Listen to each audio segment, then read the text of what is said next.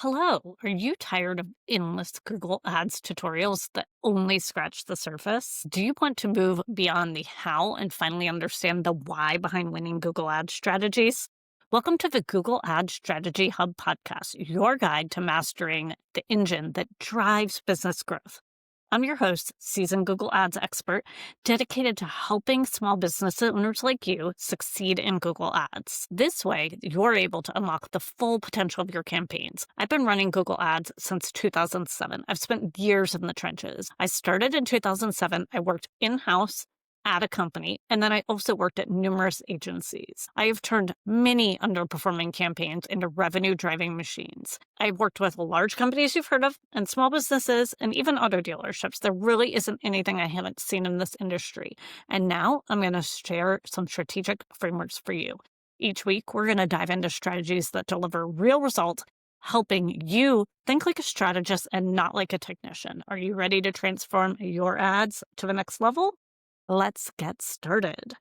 This is the third episode, and today we're going to be tackling a problem, which is too many keywords in your campaigns. I know the temptation is to add every single keyword. What has happened is you've done all the work, you've brainstormed every possible keyword variation that you can think of, from red running shoes to best sneakers for marathon training and everything in between.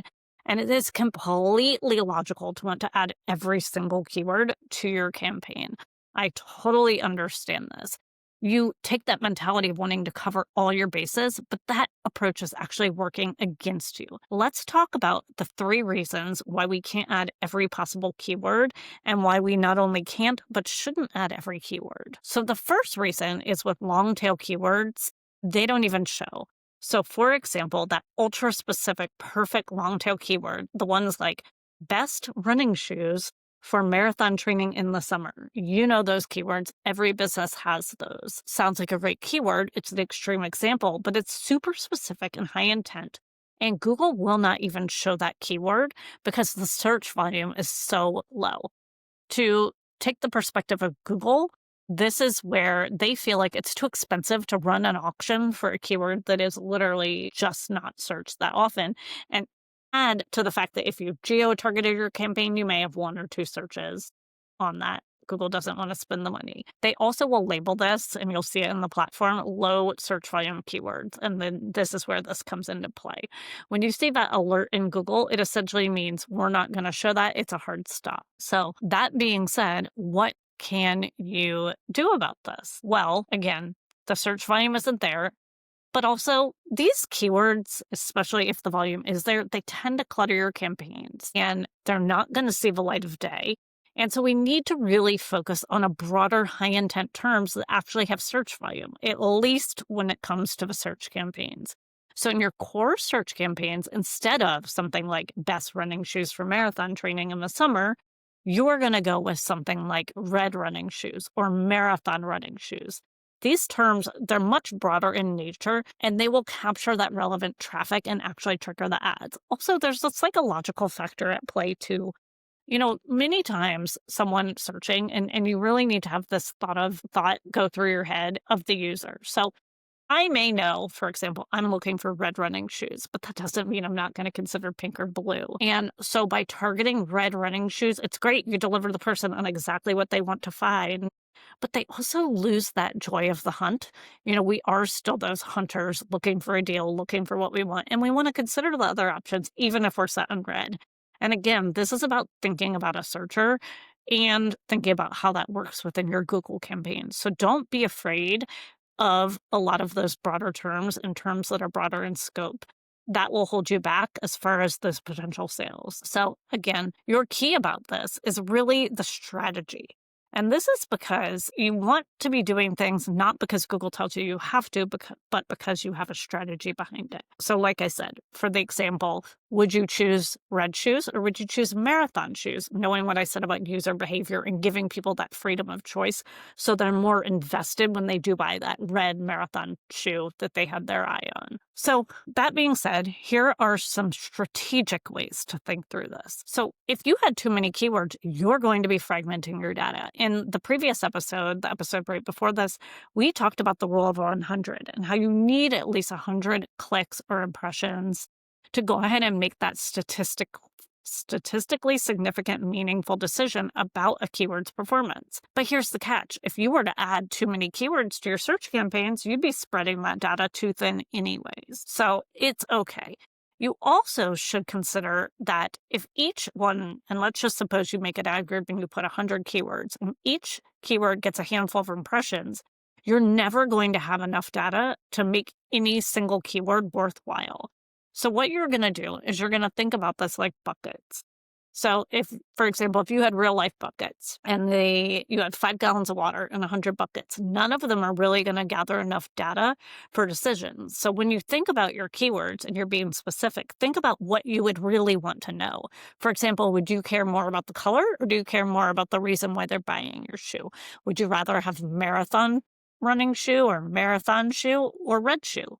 Think about that in terms of the psychology and marry it with the data that you want. And that way you're being strategic about the keyword buckets that you're choosing. This is why it's so important to be deliberate with your keyword in these standard search campaigns. But don't worry, okay? You're focusing on a more small targeted list. You have the intent and the strategy behind it, and you're giving each one a better chance to collect data.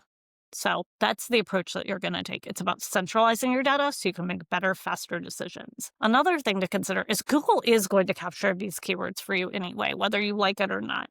The desire to add every possible keyword often stems from a fear of missed opportunities and a need to control. And I am all about the control in Google. I love the ability to control my campaigns. But instead, what we're doing is we're leveraging Google's automation to strategically capture these high-value, long-tail keywords versus our time, energy, and our effort analyzing. So this is accomplished via a 3-prong approach that I had put forward. So the first approach is you could use broad match keywords. Broad match keywords, you're basically empowering Google's algorithm to automatically capture a variety of relevant high-intent queries. And you have not necessarily, we're not necessarily considering that we're adding broad because there's no thought behind it. We're adding broad deliberately, so we're centralizing data. So it's a difference than just choosing broad because you don't know better. You're choosing broad with the strategy in mind of being able to pick up those additional searches. So think about something that you're really curious about in your campaign. For example, like I gave the marathon shoe example. That is going to match to a wide variety of terms. You're using that term to start to mine for more terms.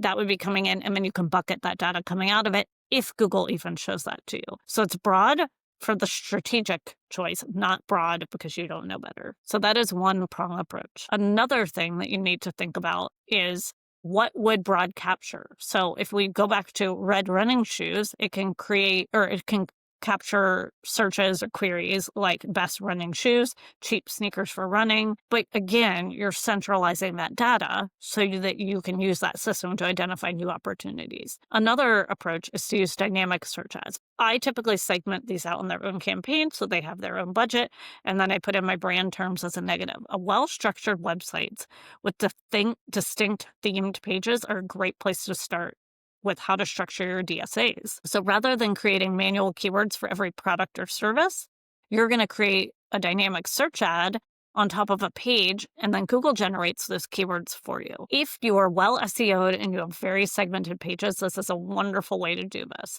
So if you had an entire section of marathon shoes and they're accurately matched, I would put a DSA on those and then see how people search for that. Or high heels or loafers, something like that. How have you already done that breakdown on your search? And then you're going to structure your campaigns to match this. Another option, and again, for ecom, this works very well, is the Performance Max campaigns. Performance Max is designed to go deeper and capture those unpredictable long tail searches. I have looked in my Performance Max search themes before, and again, these aren't accurate, and I literally will see the most random searches ever, but they do match up. So for example, I was running Performance Max on a restaurant recently, and I never would have built out things like best grilled cheese sandwich, best French toast. People are literally searching for menu items, and this website wouldn't ever have a whole page dedicated to just grilled cheese. It was a restaurant that offered many opportunities for anything from breakfast, lunch, and dinner. So the Performance Max really is leaning into that and then showing that ad to match that user intent. And again, this is about choosing Performance Max for its features and what it can do, not because everybody said you should be running Performance Max. You're choosing that because you want to lean into the DSA component. You're more comfortable. You have great conversion tracking. And you really want to get those high intent, low volume queries and serve the ad that best matches that unique user. So that is definitely something to think about as we are starting to build our campaigns. You are basically combining a foundational keyword strategy, so your basic high intent keywords, with the powerful tools, which could be a DSA, the broad match, plus a conversion, and again, the Performance Max campaigns. You're moving beyond those limitations of that manual control, and you are embracing a more strategic, data-driven approach.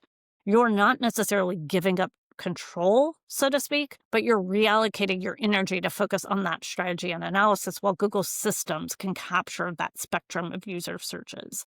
You're also choosing how you're going to be leveraging the machine learning and the AI tools, and you're knowing the pros and cons versus, again, doing it because you think you should be doing it. So here's a quick tip today. I want you to consider control in Google Ads differently. You will hear so many people in the industry complaining about how we're losing control. And yes, we have less control today. We can't be as specific. But if we could take the time to look at what we can control and the levers that we can capture, then we can understand that each term in our account that we're attempted to, we can look and see each term that we are attempted to add into our account can be included in the automation, and how can we get that automation to work best for us. When we think about users, we're more and more complicated today. We expect more from our search. As a whole, people have been searching Google for 30 years now. And in that time, users have become incredibly sophisticated about how they search. I do believe that about Google. I think any one person and how they search is super unique. And the RSAs and the automation and the signals that Google has do deliver the right ad to the right person at the right time in the right place. And I know that that sounds so much like Google propaganda, but I do believe it because I have been running successful campaigns for clients for so long. This is a wrap on another episode of the Google Ad Strategy Hub podcast. Thank you so much for tuning in. Please consider subscribing and listening about Google Ad Strategy. Today, we talked about the temptation to add every keyword that your customer could possibly search for. And I hope that I got you to sit on your hands a little and just remember that the automation can work if you are strategic about it. And remember, these are just guidelines. It is really a mindset shift for how you are going to work within the platform. It's about stepping back, being patient, and understanding how each campaign type can work for your business. This is the kind of strategic thinking that separates the good accounts from the truly great one. Remember, adding every single keyword isn't going to help you. If you have found this episode valuable, please subscribe on YouTube, Apple Podcasts, Spotify, so you never miss an episode. Your support helps me reach more business owners and marketers just like you who are ready to take their Google Ads strategy to the next level. And if you're ready to apply these strategies directly, I'd love to hear from you and I'd love to help. You can book a consulting call with me.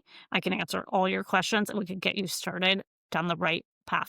Click the link in the show notes to book a one-on-one strategy call, request a comprehensive audit, or learn more about my build and train service so I can get your campaign set up for success and teach you how to run it like a pro. Before we wrap up, I want to leave you with this.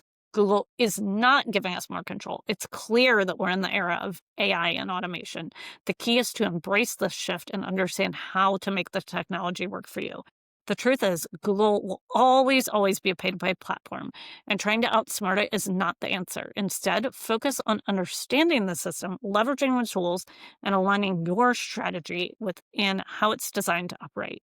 When you do that, your account will be better positioned for success. Thanks again for listening. Now go be strategic, trust the process, and please don't let me open your account and see 150 keywords in an ad group. Happy marketing.